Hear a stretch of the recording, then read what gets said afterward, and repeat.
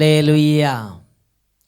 യേശുവേ സ്തോത്രം, യേശുവേ നന്ദി. വെളിപാടിൻ്റെ പുസ്തകം 5-ാം അധ്യായം 5-ാം തിരുലിഖിതം. ശ്രേഷ്ഠന്മാരിൽ ഒരുവൻ എന്നോട് പറഞ്ഞു, കരയാതിരിക്കൂ, യൂദാ വംശത്തിൻ്റെ സിംഹവും ദാവീദിൻ്റെ വേരുമായവൻ വിജയിച്ചിരിക്കുന്നു. ഹല്ലേലൂയ.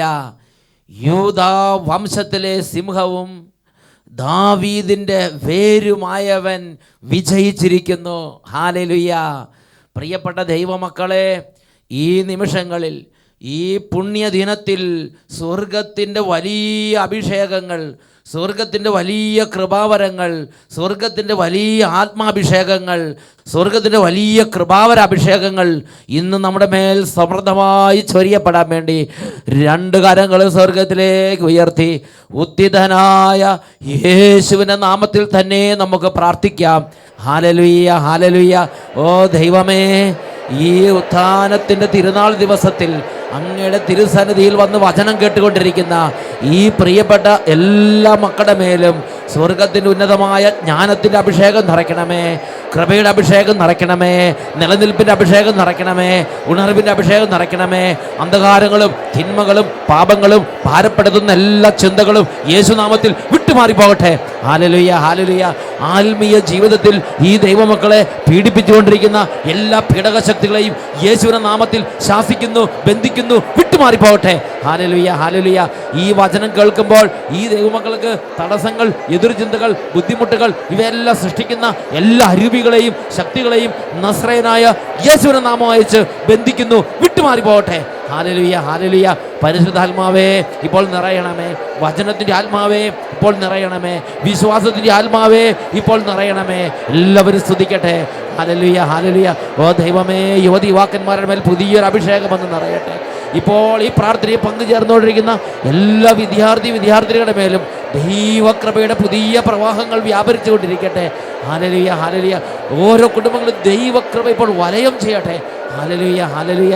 യേശുവേ ആരാധന, ആരാധന. യേശുവേ ആരാധന, ആരാധന. യേശുവേ സ്തോത്രം, യേശുവേ നന്ദി. യേശുവേ സ്തോത്രം, യേശുവേ ആരാധന.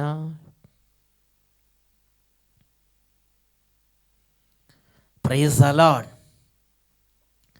ഹല്ലേലൂയ. പ്രിയപ്പെട്ട സഹോദരങ്ങളെ, 2012 ആണ്ടിലെ ഈസ്റ്റർ നമുക്ക് നൽകുന്ന സന്ദേശം അന്ധകാരത്തിലെ പ്രത്യാശ. ഹല്ലേലൂയ. അന്ധകാരത്തിലെ പ്രത്യാശ. വെളിപാടിൻ്റെ പുസ്തകം 5-ാം അധ്യായം 1 മുതലുള്ള തിരുലിഖിതങ്ങൾ.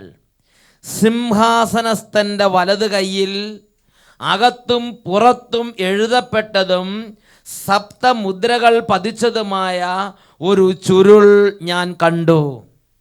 ശക്തനായ ഒരു ദൂതനെയും ഞാൻ കണ്ടു. അവൻ ഉച്ചസ്വരത്തിൽ വിളിച്ചു പറഞ്ഞു, ഈ ചുരുൾ നിവർത്താനും അതിൻ്റെ മുദ്രകൾ പൊട്ടിക്കാനും അർഹതയുള്ള ആരുണ്ട്?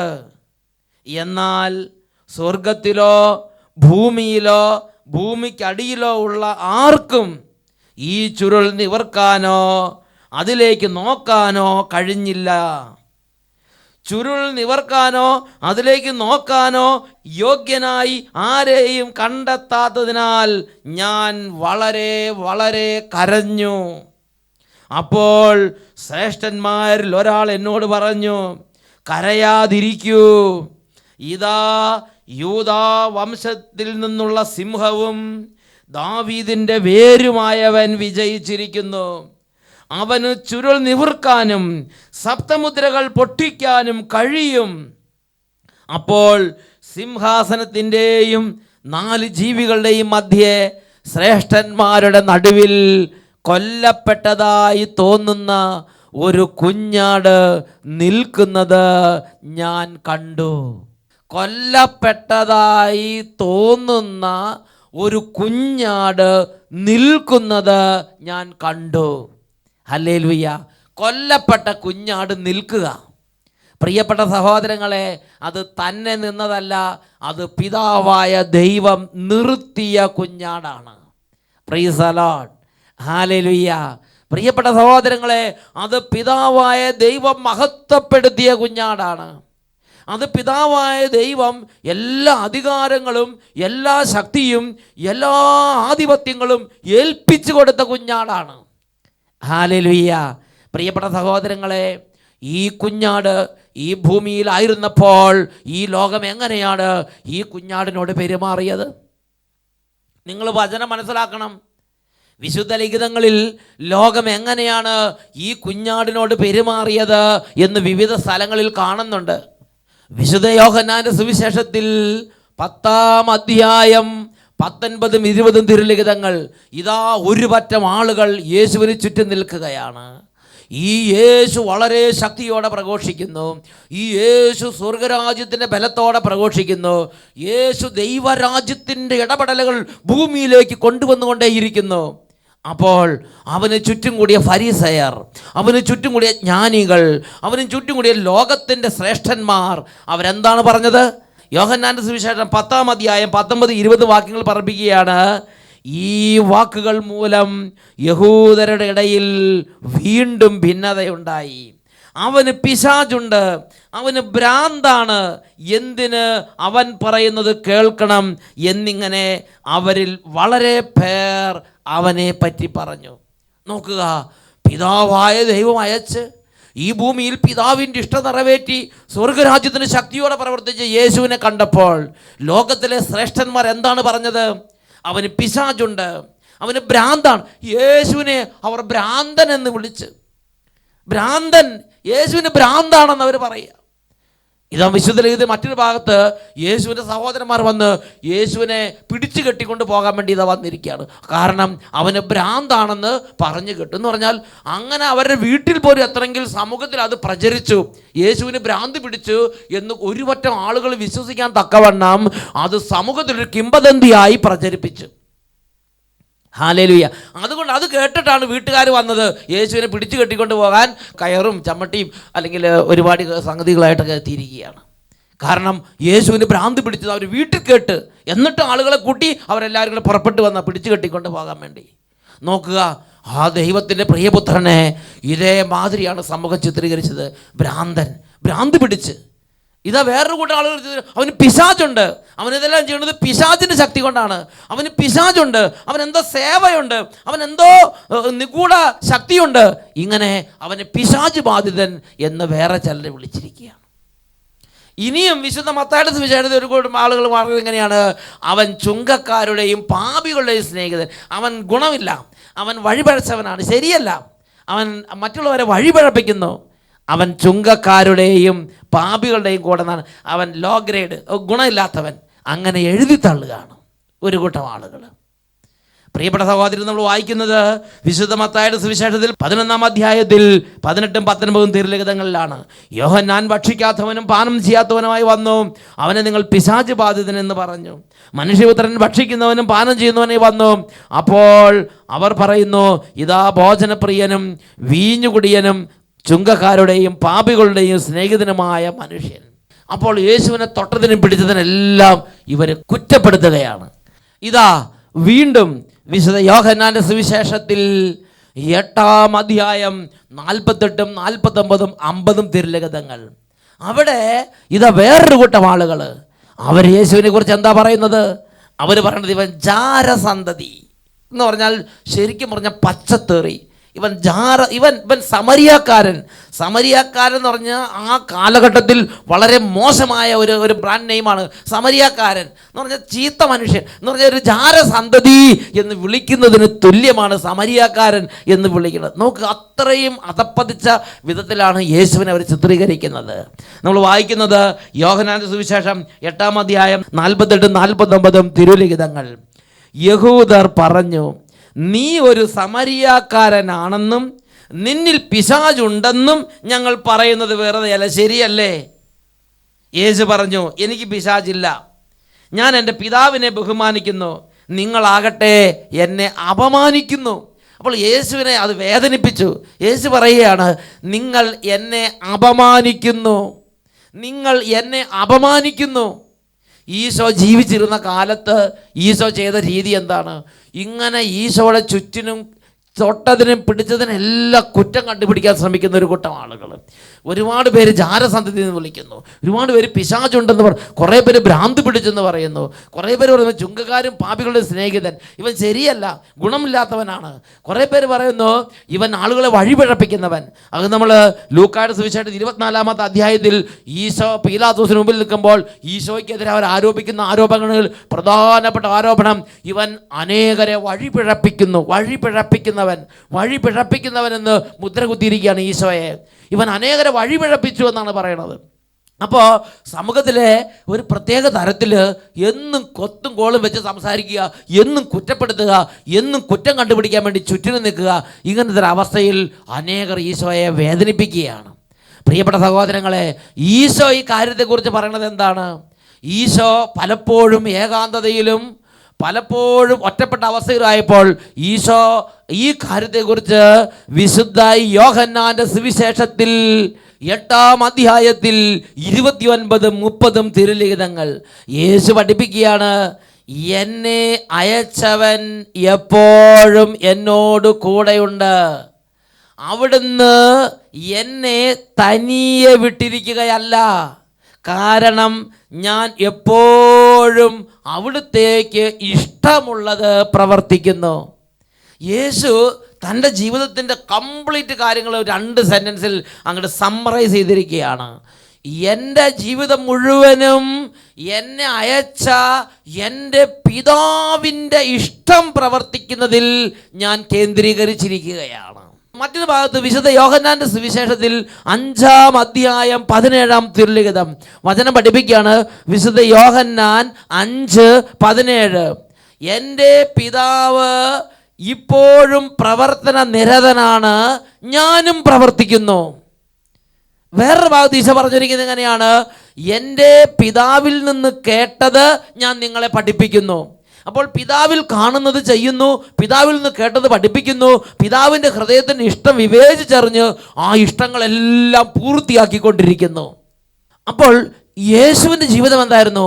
പിതാവിൻ്റെ സന്നിധിയിൽ കണ്ടത് ഈശോ പറയുന്നു, കേട്ടത് ഈശോ പഠിപ്പിക്കുന്നു, പിതാവിൻ്റെ ഹൃദയത്തിൻ്റെ ഇഷ്ടം വിവേചിച്ചറിഞ്ഞ് അത് ജീവിതത്തിൽ പ്രാവർത്തികമാക്കുന്നു.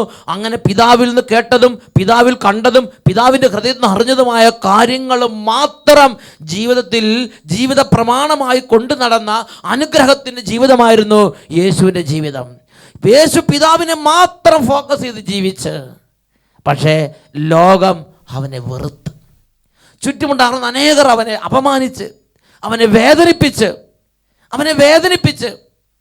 പ്രിയപ്പെട്ട സഹോദരങ്ങളെ, പീലാത്തോസിൻ്റെ അരമനയിലുള്ള ആ വിചാരണകളും വിധികളെല്ലാം നിങ്ങൾ ഓർക്കട്ടെ.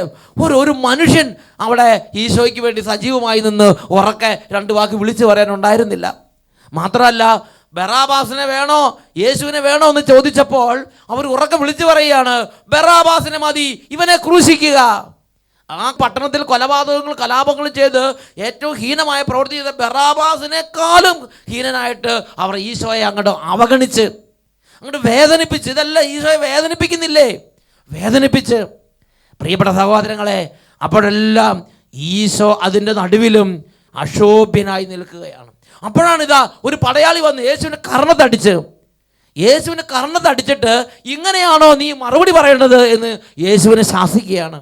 യേശുവിൻ്റെ മുഖത്തേക്ക് അടിച്ചിട്ട് യേശുവിനോട് ചോദിക്കുകയാണ്, ദൈവപുത്രൻ്റെ മുഖത്തടിക്കുക.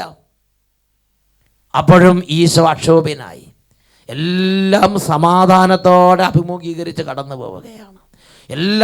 അപ്പോൾ ലോകം ഇവൻ്റെ ജീവിതം ഭ്രാന്താണെന്ന്, ഇവൻ്റെ ജീവിതം വിലകെട്ടതാണെന്ന് അങ്ങോട്ട് സ്ഥാപിക്കുകയാണ്. ആരെയാണ് പിതാവ് ബഹുമാനിക്കുന്നത്, അവരുടെ ജീവിതമാണ് വിലയുള്ള ജീവിതമെന്ന് ഈശോ നമുക്ക് തരുന്ന പാഠം. പ്രിയപ്പെട്ട സഹോദരങ്ങളെ, അങ്ങനെ അവനെ കുരിശിൽ തറച്ച് 2 കള്ളന്മാരുടെ മധ്യ അവനെ കുരിശിൽ തറച്ച് അങ്ങനെ ഏൽപ്പിക്കാവുന്ന ഏറ്റവും വലിയ അപമാനങ്ങളെല്ലാം ഏൽപ്പിച്ച് അവനെ ലോകത്തിൽ നിന്ന് യാത്രയാക്കി, അവനെ കല്ലറയിൽ അടക്കം ചെയ്ത് പരമാവധി നിന്ദാവചനങ്ങളും പരമാവധി അപമാനങ്ങളും പരമാവധി മനോവേദനയും പരമാവധി ഒറ്റപ്പെടുത്തലും യേശുവിൻ്റെ മേൽ ലോകം ഏൽപ്പിച്ച്. പ്രിയപ്പെട്ട സഹോദരങ്ങളെ, അങ്ങനെ അവനെ കല്ലറയിൽ അടച്ച്. ഹല്ലേലൂയ. ആ തകർക്കപ്പെട്ട യേശുവാണ്, ആ കൊല്ലപ്പെട്ട വധിക്കപ്പെട്ട യേശുവാണ് ഇതാ ഉയർത്തെഴുന്നേറ്റ് അജയ്യനായി ലോകത്തെയും മരണത്തെയും ജയിച്ചവനായി നിൽക്കുന്നത്. റോമാലേഖനം 8-ാം അധ്യായം 11-ാം തിരുലിഖിതം, യേശുവിനെ മരിച്ചവരിൽ നിന്ന് ഉയർപ്പിച്ചവൻ്റെ ആത്മാവ് നിങ്ങളിൽ വസിക്കുന്നുണ്ടെങ്കിൽ, യേശു ക്രിസ്തുവിനെ മരിച്ചവരിൽ നിന്ന് ഉയർപ്പിച്ചവൻ നിങ്ങളുടെ മർത്യ ശരീരങ്ങൾക്കും ജീവൻ പ്രദാനം ചെയ്യും. ഈ വചനത്തിലൂടെ, തിരുലിഖിതത്തിലൂടെ ദൈവം വെളിപ്പെടുത്തുകയാണ്, യേശു ക്രിസ്തു തന്നെ ഉയർത്തെഴുന്നേറ്റതല്ല, യേശു ക്രിസ്തുവിനെ പിതാവായ ദൈവം തൻ്റെ ആത്മാവിനെ അയച്ച് കല്ലറയിൽ നിന്ന് ഉയർപ്പിച്ച്. പ്രിയപ്പെട്ട സഹോദരങ്ങളെ, ഞാൻ എൻ്റെ പ്രിയപുത്രൻ്റെ മേൽ അംഗീകാരമുദ്ര വെച്ചിരിക്കുന്നു എന്ന് സകല ലോകങ്ങളും അറിയേണ്ടതിന് ഇതാ യേശുവിൻ്റെ മേൽ പിതാവായ ദൈവം തൻ്റെ അംഗീകാരത്തിൻ്റെ ആത്മാവിനെ അയച്ച് അവനെ മരിച്ചവരുടെ ഇടയിൽ നിന്ന്, പാതാളത്തിൽ നിന്ന് അവനെ മഹത്വത്തോടെ ഉയർപ്പിച്ച് മരണത്തെയും ലോകത്തെയും ജയിച്ചവനായി പിതാവായ ദൈവം അവനെ ഉയർപ്പിച്ച് മഹത്വപ്പെടുത്തി നിർത്തി. ഹല്ലേലൂയ. സകലത്തിൻ്റെ മേൽ പിതാവായ ദൈവം ഈ കൊല്ലപ്പെട്ട കുഞ്ഞാടിന് അധികാരവും വാഴ്ചയും ശക്തിയും നൽകി. അവന് കിരീടങ്ങളും ആധിപത്യങ്ങളും അവൻ നൽകി. എല്ലാം അവൻ്റെ പാദാന്തികത്തിൽ കൊണ്ടുവന്ന് പിതാവായ ദൈവം അവനെ ഏൽപ്പിച്ച് അവൻ അങ്ങനെ മഹത്വത്തോടെ, മഹത്വത്തിൻ്റെ കർത്താവായി ഇതാ പിതാവായ ദൈവത്താൽ ഉയർപ്പിക്കപ്പെട്ട് അങ്ങനെ അവനെ മഹത്വത്തിൻ്റെ സിംഹാസനത്തിലേക്ക് പിതാവായ ദൈവം പിടിച്ചുയർത്തി നിർത്തി. ഹല്ലേലൂയ. പ്രിയപ്പെട്ട ദൈവപൈതലേ, യേശു ക്രിസ്തുവിൻ്റെ ഉത്ഥാനം അന്ധകാരത്തിൽ നമുക്കുള്ള പ്രത്യാശയാണ്. നമ്മുടെ ജീവിതവും ഏതാണ്ട് ഇതുപോലെയല്ലേ കടന്നു പോകുന്നത്? ഈ ഭൂമിയിൽ പ്രിയ വിശ്വാസി, നീ ചിന്തിച്ചു നോക്കുക. നീ ഒരു ആത്മീയ വഴിയിലൂടെ നടക്കുമ്പോൾ നിന്നെ അംഗീകരിക്കുന്ന എത്ര പേരുണ്ട് നിന്റെ ചുറ്റിലും? നിന്നെ മനസ്സിലാക്കുന്നവർ എത്ര പേരുണ്ട് നിന്റെ ചുറ്റിലും? യേശുവിൻ്റെ ജീവിതം എന്ന് പറഞ്ഞാൽ മനസ്സിലാക്കാതെ പോയ ജീവിതമാണ്. ലോകം മനസ്സിലാക്കാൻ പരാജയപ്പെട്ട ജീവിതമാണ് യേശുവിൻ്റെ ജീവിതം. ചുറ്റുമുള്ളവർ മനസ്സിലാക്കാൻ പരാജയപ്പെട്ട ജീവിതമാണ് യേശുവിൻ്റെ ജീവിതം. അങ്ങനെ നീ ചിന്തിച്ചു നോക്കും, നിന്നെ എത്ര പേരെന്ന് മനസ്സിലാക്കുന്നുണ്ട്? നിൻ്റെ ആത്മീയ ആഗ്രഹങ്ങൾ, നിൻ്റെ ആത്മാവിൻ്റെ തുടിപ്പുകൾ, നിൻ്റെ ഹൃദയത്തിൽ നീ നിൻ്റെ പിതാവായ ദൈവത്തെ പ്രീതിപ്പെടുത്താൻ വേണ്ടി എടുക്കുന്ന ഓരോരോ ചുവടുവെപ്പുകൾ, തീരുമാനങ്ങൾ, ജീവിതത്തിൻ്റെ ആഗ്രഹങ്ങൾ, ഇത് തിരിച്ചറിയുന്നവർ എത്ര പേരുണ്ട്? നീ എത്രയോ തവണ ഈ ഒരു കാര്യത്തെ പ്രതി, നിൻ്റെ ആത്മീയ ജീവിതത്തെ പ്രതി, നിൻ്റെ ആത്മീയതയെ പ്രതി നിന്ദിക്കപ്പെടുന്നു, ഞെരുക്കപ്പെടുന്നു, പരിത്യജിക്കപ്പെടുന്നു, ഒറ്റപ്പെടുത്തപ്പെടുന്നു, കുറ്റപ്പെടുത്തപ്പെടുന്നു. പ്രിയ പൈതലേ, ഇതിൻ്റെ നടുവിൽ നീ ദുർബലനാകരുത്. ഇതാ നമുക്ക് മുമ്പേ ലോകം പീഡിപ്പിച്ച്, ലോകം എഴുതി തള്ളിയ യേശുവിനെ പിതാവായ ദൈവം ഉയർത്തി നിർത്തിയിട്ട് എൻ്റെ അംഗീകാരം ഇങ്ങനെയുള്ള ആളുകളുടെ മേലായിരിക്കുമെന്ന് ലോകത്തോട് പിതാവായ ദൈവം വലിയൊരു പ്രഖ്യാപനം ഇവിടെ നടത്തുകയാണ്. യേശുവിനെ ഉയർപ്പിച്ചുകൊണ്ട് ലോകത്തിലുള്ള സകല വഷളന്മാർക്കും, സകല ലോകക്കാർക്കും പിതാവായ ദൈവം ഒരു മുന്നറിയിപ്പ് നൽകിയിരിക്കുകയാണ്. ഞാനതിൻ്റെ പുസ്തകത്തിൽ 5-ാം അധ്യായം 3 മുതലുള്ള വാക്യങ്ങൾ വചനം പഠിപ്പിക്കുകയാണ്.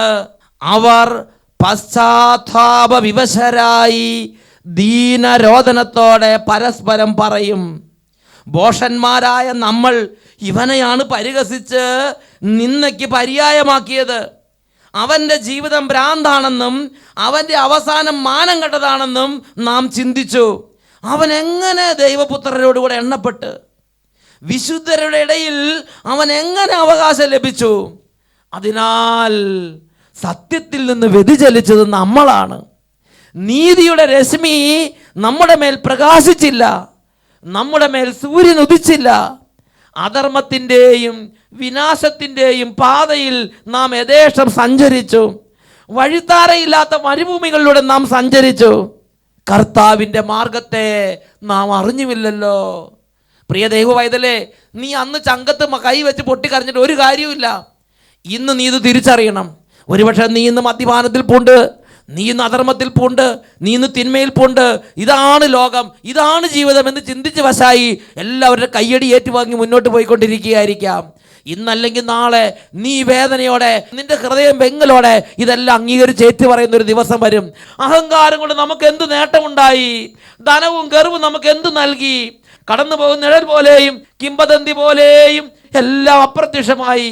ഇളകി മറിയുന്ന തിരമാലകളിൽ ചരിക്കുന്ന കപ്പൽ ഒരു രേഖയും അവശേഷിപ്പിക്കാത്തതുപോലെ അവയെല്ലാം അപ്രത്യക്ഷമായല്ലോ. പറക്കുന്ന പക്ഷിയുടെ മാർഗം വായുവിൽ തെളിഞ്ഞു നിൽക്കുന്നില്ല. ചിറകടി ഏൽക്കുന്ന ലോലവായു പറക്കലിന്റെ വേഗത്താൽ മുറിയുന്നു, എന്നാൽ അടയാളം അവിടെ അവശേഷിപ്പിക്കുന്നില്ല. ചിറക് കൊണ്ട് വായുവിനെ തുളച്ചു കീറി പക്ഷി മുന്നോട്ട് പോകുന്നു, എന്നാൽ അതിൻ്റെ അടയാളം അവശേഷിക്കുന്നില്ല. ലക്ഷ്യത്തിലേക്ക് എയ്യുന്ന അസ്ത്രം വായുവിനെ ഭേദിച്ചാലും ഉടനെ അത് കൂടിച്ചേരുന്നു. അങ്ങനെ അസ്ത്രത്തിന്റെ മാർഗം ആരും തിരിച്ചറിയുന്നില്ല. അപ്രകാരം ജനിച്ച ഉടനെ ഇല്ലാതായതുപോലെ ആയല്ലോ നമ്മുടെ ജീവിതം. സുഹൃതത്തിന്റെ അടയാളമൊന്നും നമുക്ക് കാണിക്കാനില്ലല്ലോ. നമ്മുടെ ദുഷ്ടതയിൽ നാം നശിച്ചു പോയല്ലോ. ഇന്ന് 10 100 വർഷം 10 50 വർഷം ഇവിടെ നീ പ്രതാപിയായിരിക്കാം, ഇവിടെ നീ മാന്യദേഹമായിരിക്കാം, ഇന്ന് എല്ലാവരും കയ്യടിയേറ്റ് വാങ്ങുന്നൊരു സ്ഥിതിയിലായിരിക്കാം. എന്നാൽ പ്രിയ പൈതലേ, നിന്റെ ഈ ജീവിതം പിതാവായ ദൈവം നിന്റെ മേൽ അംഗീകാരമുദ്ര വെക്കാൻ തക്കവണ്ണമുള്ള ദൈവ വിചാരത്തിൻ്റെ ഒരു ജീവിതമാണോ? നീ ഈ വിധത്തിൽ പോയാൽ പിതാവായ ദൈവത്തിന് അംഗീകാരമുദ്ര അന്ത്യനാളിൽ നിന്റെ മേൽ ഉണ്ടാകുമോ? ഇന്ന് ആര് അംഗീകരിക്കപ്പെടുന്നു എന്നുള്ളതല്ല, നാളെ ദൈവം ആര് അംഗീകരിക്കുന്നു എന്നുള്ളതാണ് അടിസ്ഥാന നിർണായക ഘടകം. പ്രിയ പൈതലേ, തിരിച്ചറിയണം. ഇന്ന് ഈ ഈസ്റ്റർ ദിനത്തിൽ പിതാവായ ദൈവം പുത്രനായ യേശുവിനെ ഉയർത്തി നിർത്തിയിട്ട് എനിക്ക് നിങ്ങൾക്കും ഒരു പാഠം തരുന്നുണ്ട്. ഈ ലോകത്തിൽ ഒരുപക്ഷെ അന്ധകാരം, ഈ ലോകത്ത് ഒരുപക്ഷെ തിരസ്കരണം, ഈ ലോകത്ത് ഒരുപക്ഷെ വിലയുള്ള മാനം കെട്ടതുപോലുള്ള ജീവിതം, ഒരുപക്ഷെ ഭ്രാന്ത്, ഒരുപക്ഷെ നിന്ദാവചനങ്ങൾ കേട്ട് ദുഷിവാക്കുകൾ കേട്ടുള്ള ജീവിതം. പക്ഷേ അതിപതറാതെ പിതാവിൻ്റെ വഴികളിൽ ആത്മീയതയിൽ നീ ഉറച്ചു നിന്നാൽ നാളെ നിനക്ക് ഉത്തിതനായ യേശുവിനോടുകൂടെ ജയാളിയായ ഒരു ജീവിതമുണ്ട്. എഴുന്നേറ്റ് നിൽക്കാം. എല്ലാവരും കരങ്ങൾ ഉയർത്തട്ടെ. ലോകത്തിൻ്റെ നൈനിമിഷ സുഖങ്ങൾ, പാപത്തിൻ്റെ ക്ഷണിക സുഖങ്ങൾ, അതല്ല, അതിനും അപ്പുറത്ത് പിതാവിൻ്റെ അംഗീകാരമുദ്രയുള്ള ജീവിതം. നാളെ പിതാവിനാൽ ഉയർത്തപ്പെടേണ്ട ഒരു ജീവിത രീതി ഇന്ന് എനിക്ക് കൈമുതലാകണം. അതിനുവേണ്ടി ദൈവമേ, യേശുവിൻ്റെ ഉത്ഥാനത്തിന് തിരുനാൾ ആഘോഷിക്കുന്ന ഈ ദിവസത്തിൽ, ഈ ഈസ്റ്റർ സുദിനത്തിൽ സ്വർഗത്തിൽ നിന്നും വിശുദ്ധിയുടെ ആത്മാവിനെ, ആത്മീയതയുടെ കൃപയുടെ ആത്മാവിനെ ഞങ്ങളുടെ മേൽ നിവേശിപ്പിക്കണമേ. 2 കരങ്ങൾ ഉയർത്തി സ്തുതിക്കട്ടെ. Hallelujah, hallelujah. ഓ ദൈവമേ, ഈ മണിക്കൂറുകൾ അഭിഷേകം കൊണ്ട് പൊതിയുന്ന മണിക്കൂറാക്കി മാറ്റണമേ. ഓരോ കുടുംബങ്ങളിൽ നിന്ന് കാലങ്ങളായുള്ള അന്ധകാരത്തിൻ്റെ ആധിപത്യങ്ങൾ തകരുന്ന മണിക്കൂറാക്കണമേ. ഓരോ ഹൃദയങ്ങളിൽ നിന്ന് കാലങ്ങളായുള്ള അന്ധകാരത്തിൻ്റെ ആധിപത്യങ്ങൾ ഛിന്ന ഭിന്നമാകുന്ന മണിക്കൂറാകട്ടെ. ഓ യേശുവിൻ്റെ ആത്മാവ് ഇപ്പോൾ നിറയട്ടെ. യേശുവിൻ്റെ കൃപയുടെ ബോധ്യങ്ങൾ നിറയട്ടെ. യേശുവിൻ്റെ കൃപയുടെ സ്പർശനങ്ങൾ ലഭിക്കട്ടെ. രോഗികൾ സൗഖ്യം പ്രാപിക്കട്ടെ. പൈശാചിക ബാധകൾ വിട്ടുപോകട്ടെ. ദുർമോഹങ്ങൾ, ദുർമതക്കാർ, ദുർവിചാരക്കാർ, ദുർബുദ്ധിക്കാർ ഇപ്പോൾ വിടുതൽ പ്രാപിക്കട്ടെ. Hallelujah, hallelujah. യേശുവേ, ആരാധന, ആരാധന. ഓ സാത്താൻ തൻ്റെ ഇഷ്ട നിർവഹണത്തിന് വേണ്ടി അടിമകളാക്കി ലോകപ്രകാരം നയിക്കുന്ന, ലോകപ്രകാരം വ്യാപരിക്കുന്ന ഓരോ മകനിൽ നിന്നും മകളിൽ നിന്നും ലോക അരുവികൾ യേശുനാമത്തിൽ വിട്ടുമാറി പോകട്ടെ. ഹല്ലേലൂയ. പരിശുദ്ധാത്മാവേ, ഉത്തിതനായ യേശുവിനെ മുന്നിൽ കണ്ടുകൊണ്ട് ജീവിക്കാൻ ആന്തരിക നേത്രങ്ങളെ ഇപ്പോൾ തന്നെ തുറക്കണമേ. ഇപ്പോൾ തന്നെ ഒരു അഭിഷേകം നിറയ്ക്കണമേ. ഇപ്പോൾ തന്നെ സ്പർശിക്കണമേ. ആരാധന, ആരാധന. യേശുവേ, യേശുവേ, യേശുവേ, നിറയണമേ. ശരീരങ്ങളിലേക്ക് നിറയണമേ, ഹൃദയങ്ങളിലേക്ക് നിറയണമേ, ബുദ്ധിയിലേക്ക് നിറയണമേ, കുടുംബങ്ങളിലേക്ക് നിറയണമേ, സ്ഥാപനങ്ങളിലേക്ക് നിറയണമേ. ഹല്ലേലൂയ. ആരാധന, ആരാധന. യേശുവേ, ആരാധന, ആരാധന. യേശുവേ സ്തോത്രം, യേശുവേ നന്ദി, യേശുവേ സ്തോത്രം, യേശുവേ ആരാധന.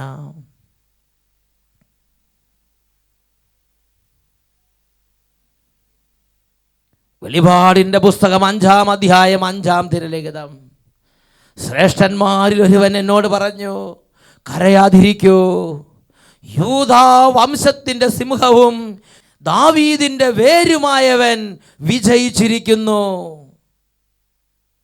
Price the Lord.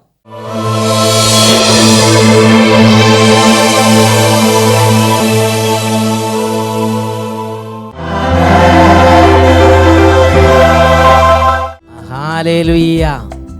വെളിപാടിൻ്റെ പുസ്തകം 5-ാം അധ്യായം 9-ഉം 10-ഉം തിരുലിഖിതങ്ങൾ. അവർ ഒരു നവ്യഗാനം ആലപിച്ചു.